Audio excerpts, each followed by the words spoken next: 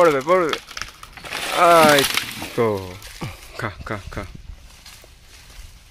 অদ্ভুত ডিজাইনের একটা পেয়ারা গাছ। গাছটা না এরকমভাবে শুয়ে আছে, তারপরে আবার এরকম সোজা উঠেছে।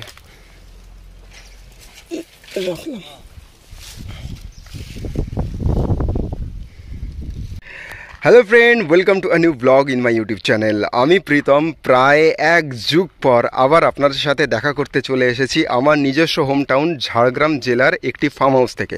এবং আজ প্রায় এক যুগ পর আমি মোবাইল হাতে সেই পুরনোভাবে পুরনো স্টাইলে গ্রামের মাটির যে গন্ধ, সেই গ্রামের মাটির লাল মাটির জায়গা থেকে আপনাদেরকে একটি নতুন ভিডিওতে স্বাগত জানাচ্ছি।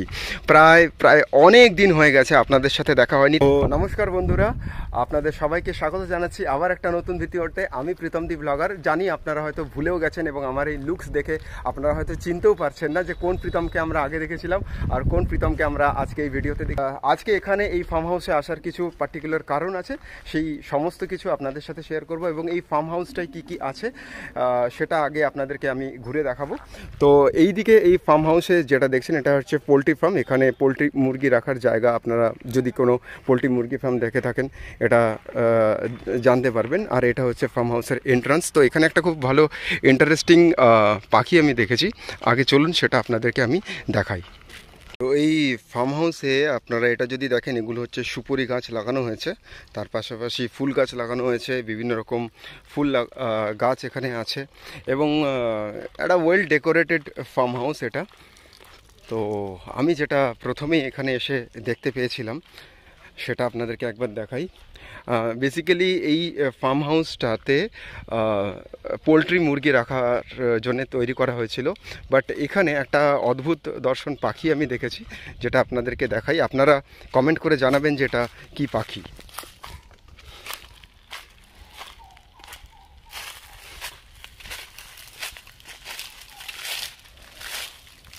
দেখুন একবার।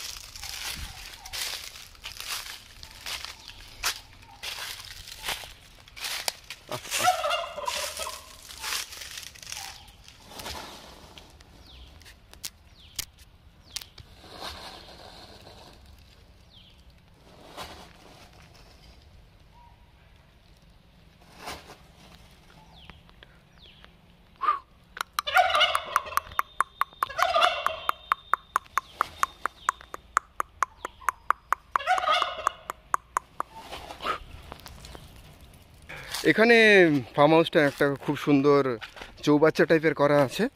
এখানে মাছ চাষ বোধহয় করার জন্য করা হয়েছে। এখানে মেবি এটা মাছ চাষ বা কোনো কারণে করা হয়েছে, আমি ঠিক জানি না। ওখান থেকে জল পড়ছে। আর এইখানে করা হয়েছে একটি মন্দির, যেই মন্দিরটার এন্ট্রি হচ্ছে ওই পাশ দিয়ে। তো ফার্ম হাউসের মধ্যে মন্দির, ডেফিনেটলি এটা খুব ভালো লাগছে। তো এই কয়েক মাস আমি যে ভিডিও দেইনি বা আমি যে এরকম লুকস বানিয়ে রেখেছি, অ্যাকচুয়ালি দাড়ি কাটার ইচ্ছে হয়নি, তাই জন্যে আমি দাড়ি কাটিনি। বাট আজকে এখানে আসার কারণ হচ্ছে এখানে না সজনে ডাঁটা, যেটাকে আমরা মরিঙ্গা বলি, সেই মরিঙ্গা স্টিক কালেকশন করতে এসেছে আমার একজন দাদা, এবং সেই মরিঙ্গা স্টিকটা কালেক্ট করা হবে। কারণ এখানে না অনেক মরিঙ্গা স্টিক বা মরিঙ্গা যে প্ল্যান্ট আছে সেটা এখানে চাষ করা হয়। তো সেটা এখানে কালেক্ট করা হবে এবং কালেক্ট করে তারপরে সেটা যে মার্কেট আছে সেই মার্কেটে সেটা সাপ্লাই দেওয়া হবে। ওইখানে দাদা আছে, ও মরিঙ্গা স্টিকগুলো কালেক্ট করছে ওই যে ওই জায়গাতে। চলো দেখি যে মরিঙ্গা স্টিক আছে সেটা কীভাবে কালেক্ট করছে। অনেকেই হয়তো ভাবছে যে আমি মরিঙ্গা স্টিক কেন বলছি, পাতি সজনে ডাঁটা কেন বলছি না। হ্যাঁ, পাতি সজনে ডাঁটা। যারা সজনে ডাঁটা বাংলাটা বুঝবে না তাদের জন্য আমি মরিঙ্গা স্টিক বললাম। চলো এবারে আমরা মরিঙ্গা স্টিক কালেক্ট করি। দুদিকে পুরো পোলট্রি ফার্মের জায়গা, মানে যেরকম হয় আর কি পোলট্রি ফার্ম। এখন যদিও মুরগি নেই এখানে, এই পুরো জায়গাটাতে পোলট্রি ফার্ম করা আছে, এদিকেও করা আছে। তো দেখি মরিঙ্গাটা কালেক্ট করি এই গাছটাতে। এটা হচ্ছে মরিঙ্গা স্টিক, সজনে ডাঁটা গাছ। তো আমি বেশ কিছু মাস ধরে সাউথ ইন্ডিয়াতে ছিলাম, আমি আবার সাউথ ইন্ডিয়াতে যাব। তো সাউথ ইন্ডিয়াতে মেনলি দুটো পাতা খুব বেশি করে ইউজ করা হয়, একটা হচ্ছে কারিয়া পাতা আর একটা হচ্ছে সজনে পাতা। ওরা প্রত্যেকটা খাবারের মধ্যে মরিঙ্গা এবং কারি পাতা দেবেই, এবং সত্যি বলতে কি দুটোই খুব হেলথ বেনিফিট এবং দুটোর মধ্যেই খুব ভালো টেস্ট পাওয়া যায়। তো এই যে আমার উপরে যেটা আছে এটা সজনে ডাঁটা, এটা এটা এবং মরিঙ্গা লিভসের কিন্তু অনেক হেলথ বেনিফিট আছে, প্রেশার কমাতে সাহায্য করে। যে কাটাকাটি চলছে।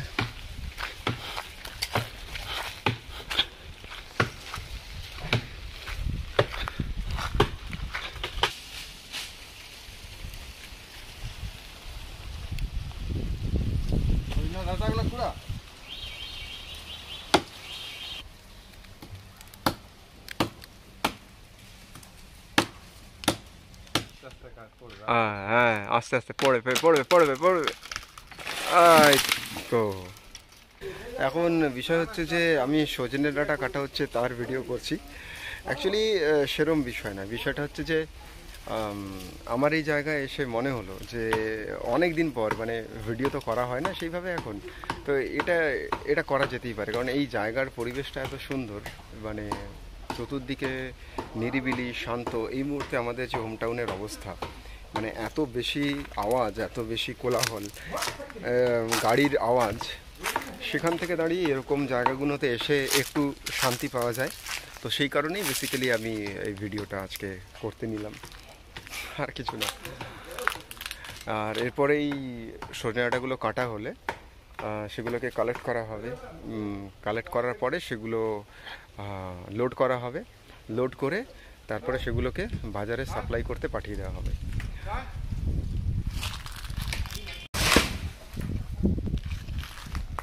দেখা যাক, এই ডালটাতে প্রচুর সজনে ডাঁটা আছে,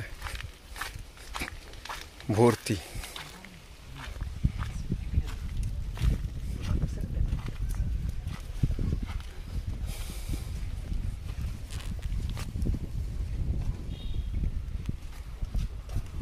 উপরে ইয়ে দেখাচ্ছে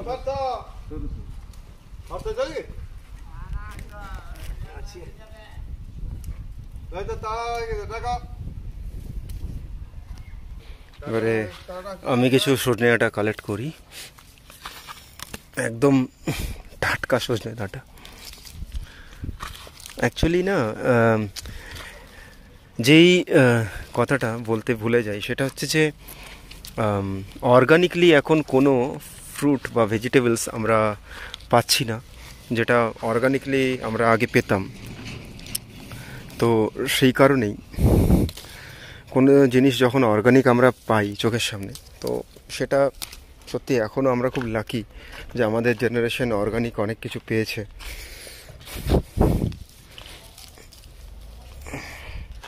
এগুলো আমি কালেক্ট করেছি, সজনে ডাঁটা, মরিঙ্গা স্টিক। তো আপাতত এই মরিঙ্গা স্টিকগুলো আমি কালেকশন করেছি। আর একটা গাছ আমি এখানে আপনাদেরকে দেখাচ্ছি, অনেকেই জানেন এই ফলটার ব্যাপারে, তবু আমি গাছটা একবার দেখাই। এই যে এই গাছটা, এই যে আমার ওপরে যে এই গাছটা দেখছেন, এটা হচ্ছে কামরাঙা গাছ, যেটা স্টারের মতন হয়ে যায় কাটলে। এটা আমার পেছনে হচ্ছে কামরাঙা গাছ। এইটা তো জাম গাছ, সবাই চেনে, এই যে জাম গাছ। ইনস্টাগ্রামে একজন ভদ্রলোক আছেন, ওনার নাম হচ্ছে পিপল বাবা। আর পিপল বাবার ভিডিও থেকে আমি জানতে পেরেছিলাম যে জাম গাছ হচ্ছে সব থেকে লো মেনটেনেন্স গাছ, এবং হাইওয়ের পাশে যখন গরমকালে প্রচণ্ড রোদ থাকে, তখন যদি সেখানে আমরা জাম গাছ প্ল্যান্ট করতে পারি, তাহলে কিন্তু জাম গাছ লো মেনটেনেন্স এবং খুব তাড়াতাড়ি গ্রোথ হয়, এবং জাম গাছের নিচে এরকম সুন্দর ছায়া হয়। আর এই যে এই গাছটা তো আমি যেখানে সাউথ ইন্ডিয়াতে আছি, এই গাছটা প্রচুর পরিমাণে ওখানে দেখতে পাওয়া যায়। আমি সেটা যদিও জানি না গাছটার নাম। আর এই ফার্ম হাউসটা না এত বড় যে সত্যি কথা বলতে কি, মানে একদম ওই মাথা থেকে শুরু করে ওই মাথা পর্যন্ত অনেকগুলো মানে পোলট্রি ফার্মের বাড়ি তৈরি করা হয়েছে। এখন যদিও পোলট্রি নেই এখানে, তো গরুগুলো কি হয়েছে গাছের তলায় বসে ছায়া উপভোগ করছে। আর সিরিয়াসলি এবছর যে লেভেলের গরম পড়বে মানে সত্যি কথা বলতে আমি রীতিমতো ভীত, কারণ গরমে কি অবস্থা হবে মানুষের, পশু পাখির, আই ডোন্ট নো অ্যাকচুয়ালি। আমি নতুন চটি কিনেছি সাদা কালারের, আর যেহেতু লাল মাটিতে ভিডিও করছি না, আমার চটির তলাটা প্রায় লাল হয়ে গেছে।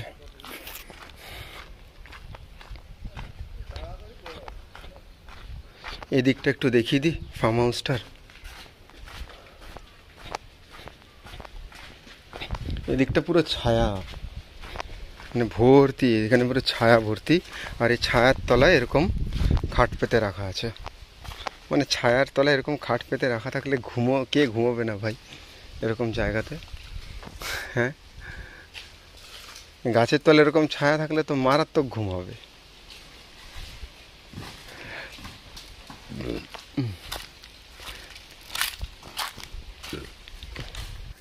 হ্যাঁ, কোনো দিন যদি কিছু টাকা পয়সা করতে পারি, এরকম একটা ফার্ম হাউস করবো, এরকম একটা বিশাল বড় জায়গা নিয়ে এরকম গাছপালা এরকম ছায়ার মধ্যে করব, দারুণ ব্যাপার হবে সেটা। তো সজনে ডাঁটা তো কালেক্ট হয়ে গেছে, এই এতগুলো সজনে ডাঁটা আমি কালেক্ট করেছি, এই এতগুলো সজনে ডাঁটা। আর সজনে ডাঁটা কালেক্ট করতে করতে এত রোদের মধ্যে টায়ার্ড হয়ে গেছি। আমি অ্যাকচুয়ালি ঠিক করেছি এই বছর এইরকম টুপিগুলো পরে কাটাবো, কারণ এইগুলো না সাইডে যে রোদটা আসে সেটাকে গার্ড করে। আর আমি কিছু ফ্রুটস এনেছিলাম, এই ফ্রুটসের মধ্যে আছে হচ্ছে আপনার পাপায়া অর্থাৎ পেঁপে, এবার এটা হচ্ছে আঙ্গুর। হ্যাঁ, বিষয় তো এটাই যে আমি পেঁপে এবং আঙ্গুর আপনাদেরকে খেতে অফার করছি গরমে রোদের মধ্যে যারা বাইরে কাজ করছেন। কিন্তু তার থেকেও বড় বিষয়, এরকম গাছের ছায়ার মধ্যে আঙুর আর পেঁপে, আহা, অমৃত, অমৃত, জাস্ট অমৃত। অসাধারণ।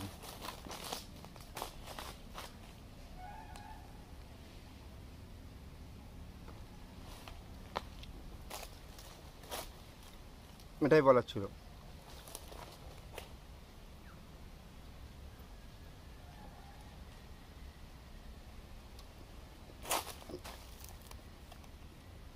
অদ্ভুত আনন্দ এটা।